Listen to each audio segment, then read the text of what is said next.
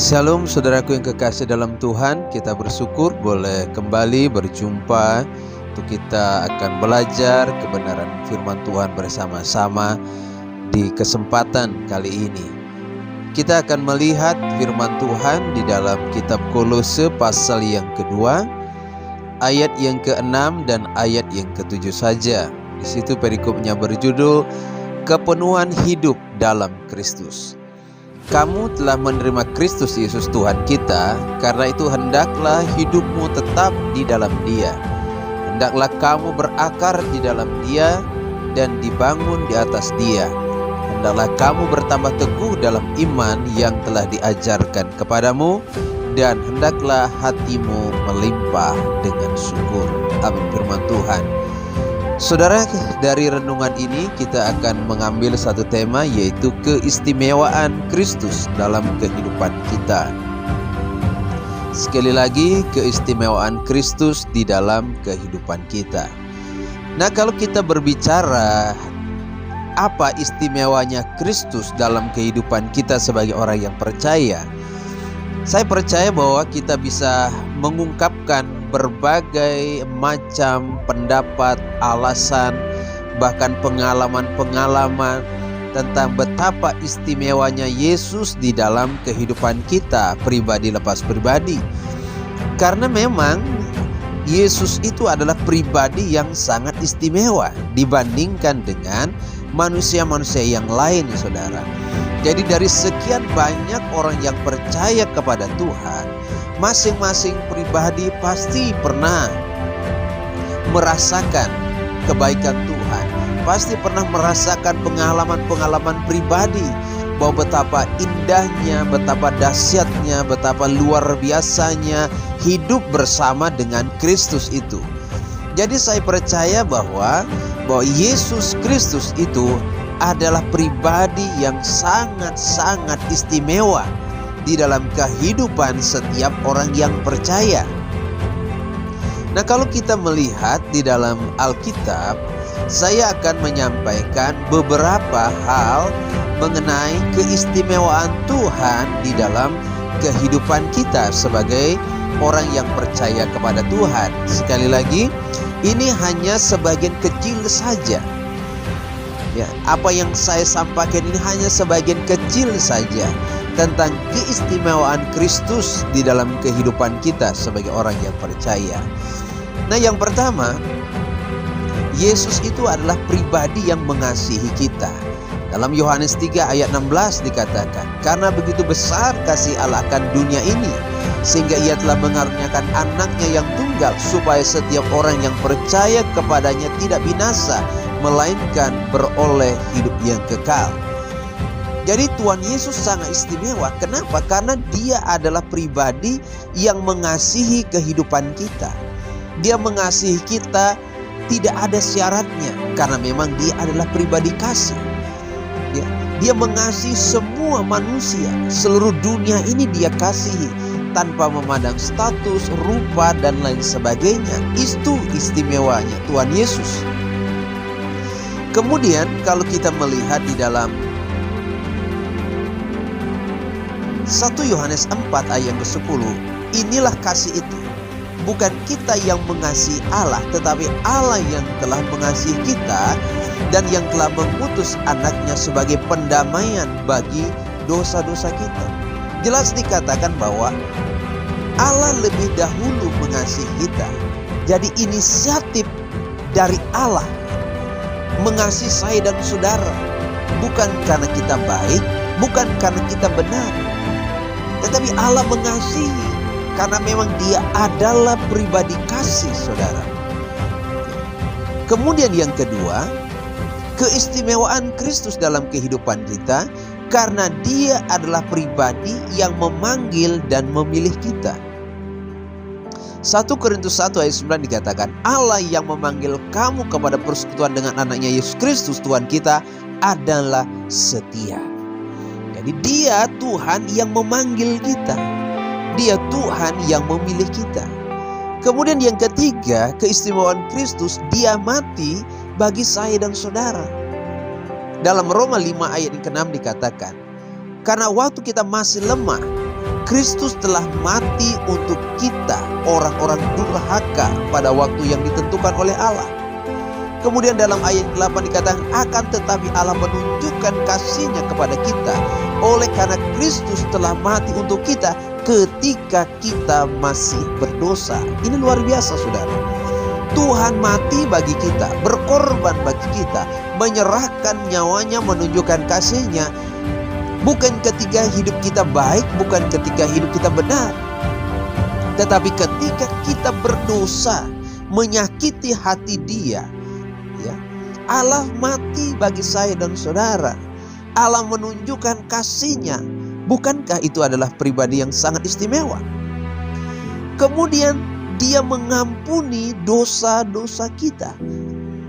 Tidak ada orang yang bisa mengampuni. Mungkin orang lain bisa memaafkan kesalahan kita, tetapi hanya Tuhan yang bisa mengampuni dosa-dosa saya dan saudara. Bukankah ini adalah hal yang istimewa yang kita dapatkan dari pribadi Kristus? Ya.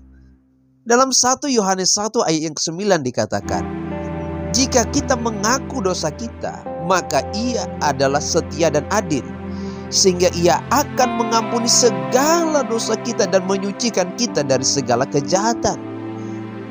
Pribadi yang sangat istimewa, mengampuni segala dosa-dosa kita. Ketika kita datang kepada Dia, minta ampun kepada Dia, apapun dosa kita diampuni, disucikan. Merah seperti kermisi, hitam, Tuhan akan ampuni. Kalau kita mau datang sungguh-sungguh, minta ampun dan bertobat, Tuhan akan ampuni. Sangat istimewa pribadi Tuhan itu. Selanjutnya, Dia menyediakan tempat bagi saya dan saudara di sorga. Tuhan Yesus berkata, di rumah Bapa-Ku banyak tempat tinggal. Jika tidak demikian, tentu Aku mengatakannya kepadamu, sebab Aku pergi ke situ untuk menyediakan tempat bagimu. Haleluya.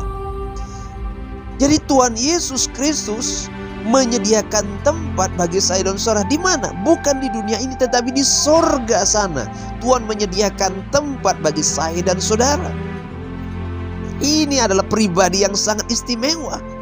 Kalau saudara diberikan hadiah rumah, saudara pasti akan sangat senang sekali.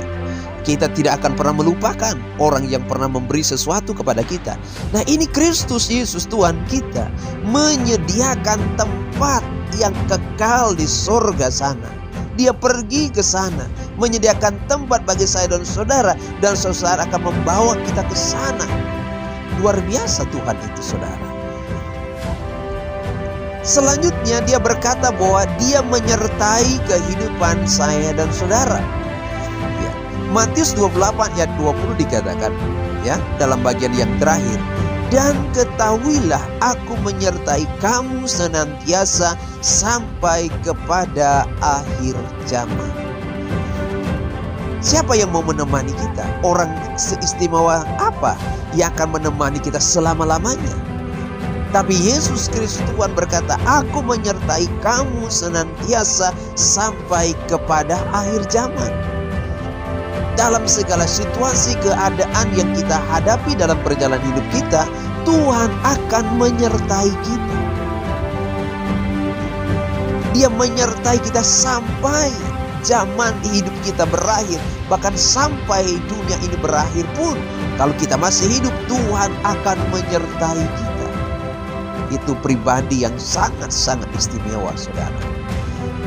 Kemudian selanjutnya, keistimewaan Kristus, Dia menyediakan upah bagi saya dan saudara di sorga. Kolose 3 ayat 24 berkata, kamu tahu bahwa dari Tuhanlah kamu akan menerima bagian yang ditentukan bagimu sebagai upah. Kristus adalah Tuhan dan kamu hambanya. Jadi Tuhan Yesus menyediakan upah dalam hidup saya dan saudara. Kapan upah itu akan diberikan? Tentu setelah kita menyelesaikan segala tugas tanggung jawab kita di dunia ini.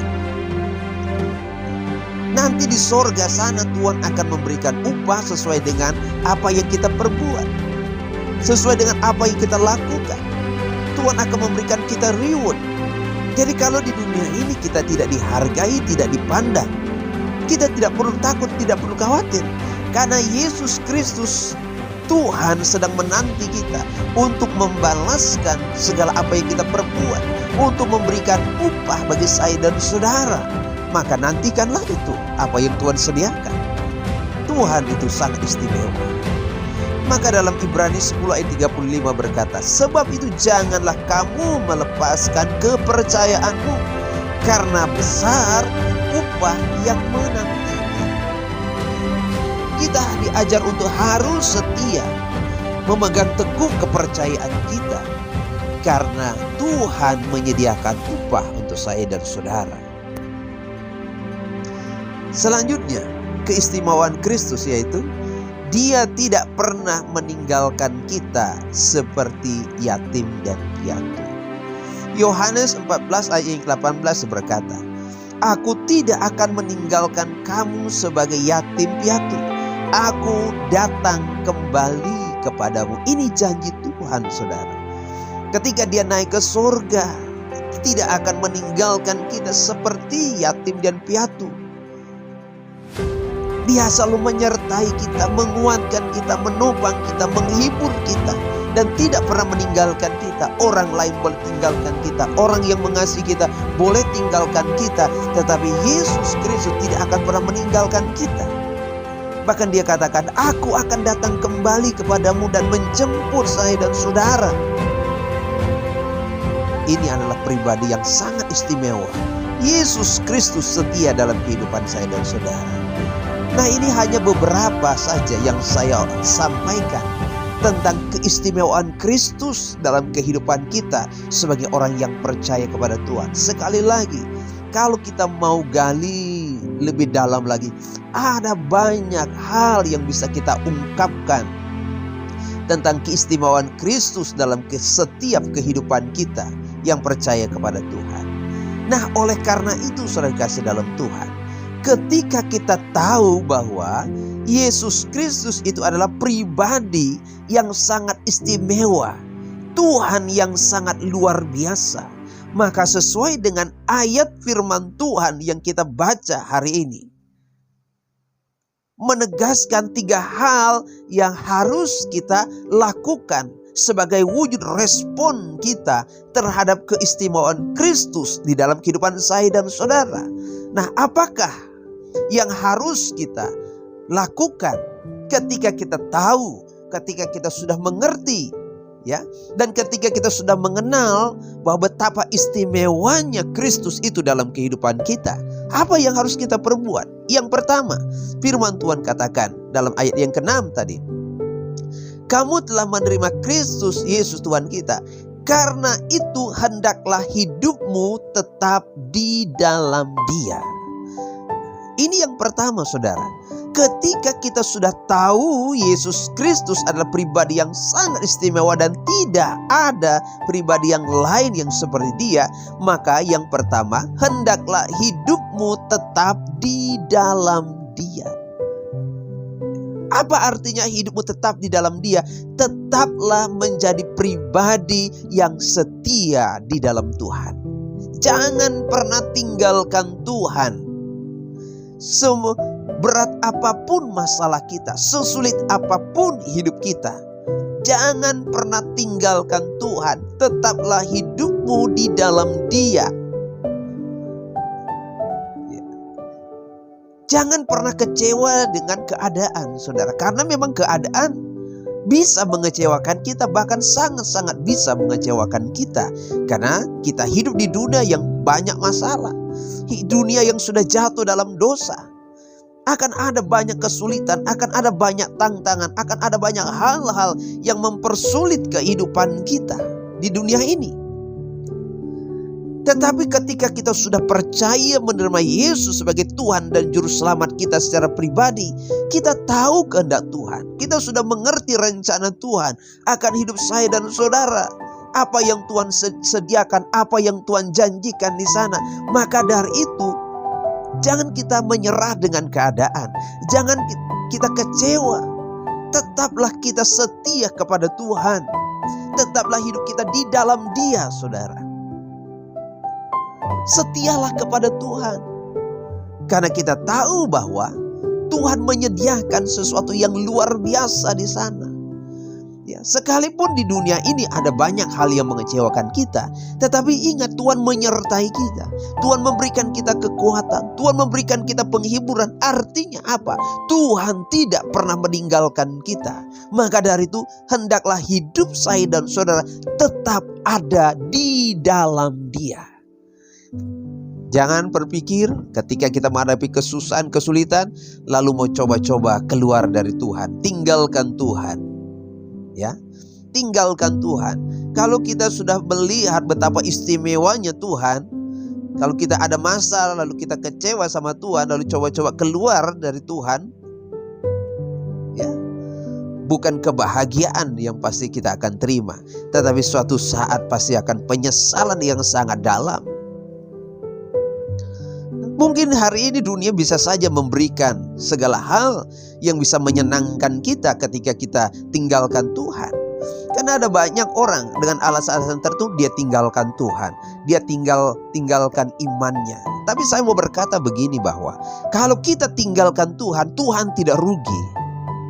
Sekali lagi, kalau kita tinggalkan Tuhan, kita kecewa sama Tuhan, lalu kita mengkhianati Tuhan, Tuhan tidak rugi, Tuhan tidak kurang kemuliaan, Tuhan tidak kurang orang untuk menyembah Dia.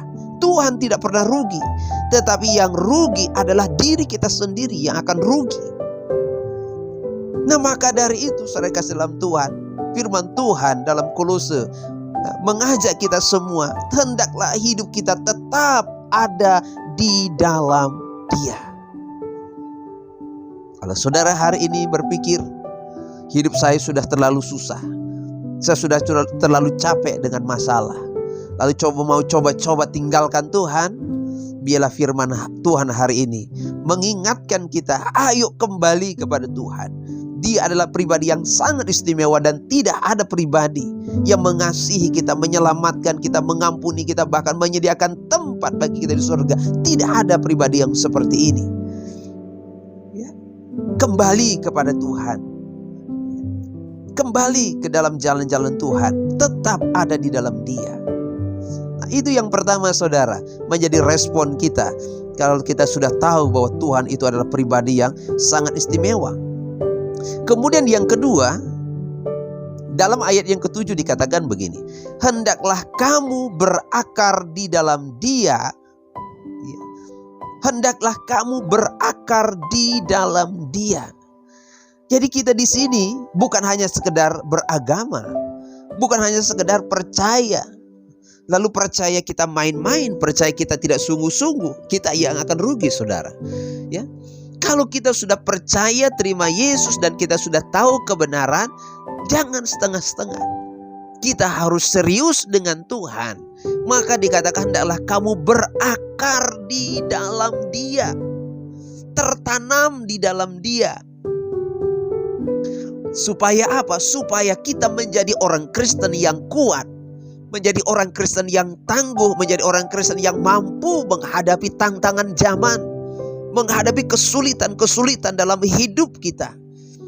Karena hari-hari ini kan jahat, keadaan-keadaan bukan semakin baik. Mudah sekali iman kita, pengharapan kita bisa digoncangkan, diombang-ambingkan. Maka kalau kita berakar di dalam Dia, kita bisa merambatkan akar-akar kita kuat di dalam Tuhan. Sehebat apapun badai topan yang menghantam hidup kita, karena akar kita kuat, kita tidak akan tumbang, kita tidak akan jatuh. Ya, karena Tuhan akan menopang, menguatkan kita. Firman-Nya akan menjadi kekuatan bagi kita untuk kita bertahan di masa-masa yang sulit, untuk kita tetap beriman di masa-masa yang sukar, dan mempercayai Tuhan di dalam kemustahilan. Maka kita harus berakar di dalam Dia. Nah, bagaimana caranya supaya kita benar-benar berakar di dalam Dia? Kita perlu menjalin keintiman dengan Tuhan, belajar firman Tuhan dengan sungguh-sungguh, gali dalami firman Tuhan dengan sungguh-sungguh, kenal Tuhan lebih sungguh-sungguh lagi supaya benar-benar kita berakar. Kita merambatkan akar-akar kita sampai benar-benar menemukan aliran air kehidupan. Nah saudara, di sini firman Tuhan mengajar kita, jangan pernah puas dan bangga hanya sekedar menjadi Kristen. Jangan pernah bangga dan puas hanya sekedar ibadah setiap hari Minggu, tetapi kita tidak pernah berakar di dalam Dia. Nah, akar itu kan tidak dilihat saudara. Sebuah pohon itu akarnya tidak ada yang melihat. Nah, untuk kita membangun berakar kuat dalam Tuhan, kita perlu berada di tempat-tempat yang tidak dilihat oleh orang lain. Di mana? Seperti firman Tuhan katakan, ya, basuh mukamu, kemudian masuk ke dalam kamarmu, kunci pintu, berdoa, berpuasa di sana. Itu caranya kita berakar. Tidak perlu dilihat oleh orang lain. Ketika kita berdoa, ketika kita baca firman Tuhan, tidak perlu dilihat oleh orang lain. Kita mau menancapkan akar kita semakin dalam, semakin kuat. Karena kita tahu hidup itu tidak mudah. Karena kita tahu tantangan zaman akan semakin hebat yang kita hadapi. Tantangan media sosial akan semakin hebat yang akan kita hadapi. Kalau kita tidak berakar, hanya tinggal menunggu waktu kapan akan jatuh, saudara. Nah, kalau kita sudah tahu Kristus itu adalah pribadi yang sangat istimewa, mari kita berakar di dalam Dia. Rambatkan akar-akar iman kita, hidup kita, pengharapan kita semakin dalam. Untuk kita mengenal Tuhan, mengenal kebenarannya dengan sungguh-sungguh. Nah, di sini kita tidak boleh menjadi orang Kristen yang main-main.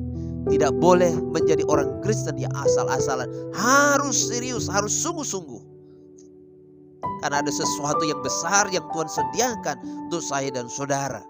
Ya, jangan sampai dalam perjalanan akhirnya kita lemah, kita gagal, kita jatuh, tinggalkan Tuhan, tidak menikmati janji-janji Tuhan akhirnya. Kalau kita kuat di dalam Tuhan, ya, setia dalam Tuhan, berakar di dalam Tuhan, masalah mungkin banyak, persoalan mungkin banyak, beban hidup yang kita miliki mungkin berat, tetapi kita akan mampu menanggungnya. Seperti Rasul Paulus berkata bahwa segala perkara dapat kutanggung di dalam Dia yang memberikan kekuatan kepadaku. Kemudian yang ketiga, saudara, apa yang harus kita lakukan ketika kita tahu bahwa Kristus itu adalah pribadi yang sangat istimewa? Ayat ke-7 selanjutnya dikatakan, hendaklah kamu bertambah teguh dalam iman, ya, yang telah diajarkan kepadamu, dan hendaklah hatimu melimpah dengan syukur, saudara. Ya. Setelah kita hidup tetap di dalam Dia, berakar di dalam Dia, dibangun di atas Dia, kemudian hendaklah kamu bertambah teguh dalam iman. Karena iman itu adalah dasar dari segala sesuatu. Nah, maka dari itu kita perlu menambah-nambahkan kepada iman kita, kepada keyakinan kita, supaya kita benar-benar mengerti apa artinya beriman, apa artinya percaya, apa artinya menjadi pengikut Kristus. Tuhan Yesus juga katakan, barang siapa menjadi pengikut Kristus, dia harus siap sangkal diri, bahkan pikul salib setiap hari. Serigala mempunyai liang, burung mempunyai sarang, tapi anak manusia tidak ada tempat untuk memberikan kepala. Artinya kita harus siap menghadapi segala apapun dalam pengiringan kita sebagai pengikut Kristus. Maka dari itu hendaklah iman kita itu bertambah teguh. Dan hendaklah hatimu melimpah dengan syukur. Kenapa hati kita harus melimpah dengan syukur? Ya, karena pengharapan kita bukan dunia ini, tapi pengharapan kita bawa kepada sorga, di mana Kristus ada, di mana Kristus sedang menantikan hidup saya dan saudara. Maka dari itu iman kita harus teguh, setia sampai akhirnya. Dan di dalam perjalanan hidup kita, kita harus banyak-banyak mengucap syukur daripada kita banyak bersungut-sungut, saudara. Amin. Kita harus banyak mengucap syukur. Karena kita tahu ada Tuhan yang menyertai kita, ada janjinya, memberikan kita pengharapan, memberikan kita kekuatan. Hati kita melimpah dengan syukur. Kita memandang kepada Kristus yang sedang menanti kita. Kita memandang kepada upah yang Tuhan sediakan. Sehingga apapun yang kita hadapi dalam dunia yang mungkin mengecewakan kita, yang tidak sesuai dengan harapan, itu tidak akan membuat kita bersungut-sungut, mengomel, menyalahkan, dan lain sebagainya. Tetapi kita belajar mengucap syukur di dalam segala hal. Kenapa?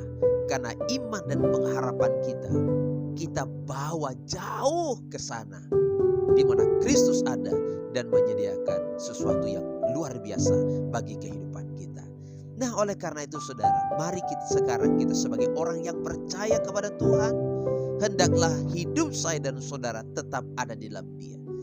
Hendaklah kita berakar dalam Dia, dibangun di atas Dia, supaya kita bisa menjadi pribadi-pribadi yang kokoh, pribadi-pribadi yang kuat, untuk kita menyaksikan kasih kebaikan Tuhan, untuk kita bisa memuliakan nama Tuhan. Biarlah iman kita bertambah teguh, semakin kuat, semakin kokoh, dan hendaklah hati kita melimpah dengan syukur. Saya percaya bahwa hari-hari ke depan ini mungkin, sekali lagi mungkin, tidak akan semakin baik. Tetapi kalau kita memiliki pengharapan bersama Kristus, kita akan melihat anugerah dan kebaikan-kebaikan Tuhan. Tuhan pasti akan selalu menguatkan saudara-saudara. Maka dari itu hendaklah kita setia sampai akhir hidup kita, sampai janjinya, sampai kemuliaannya dinyatakan dalam kehidupan kita, sampai benar-benar upah itu akan benar-benar kita dapatkan, sampai benar-benar rumah yang Tuhan sediakan di sana benar-benar kita dapatkan dan kita masuki, dan kita hidup bersama dengan Tuhan di dalam kemuliaan. Kiranya saya dan saudara tetap kuat di dalam Tuhan, tetap setia di dalam Tuhan. Apapun masalah kita, jangan pernah tinggalkan Tuhan, karena Tuhan tidak pernah rugi kalau kita tinggalkan Tuhan. Ya, maka dari itu tetaplah setia kepada Tuhan. Ya, banyak-banyak mengucap syukur dan terus menyerahkan hidup kita ke dalam tangan Tuhan. Mohon terus kekuatan Tuhan, mohon terus pimpinan Tuhan, supaya Tuhan memampukan kita menjalani kehidupan kita di masa-masa yang sulit ini. Kiranya Tuhan Yesus memberkati kita semuanya. Kiranya Roh Kudus juga akan memeteraikan firman-Nya di dalam kehidupan saya dan saudara. Haleluya, Tuhan memberkati.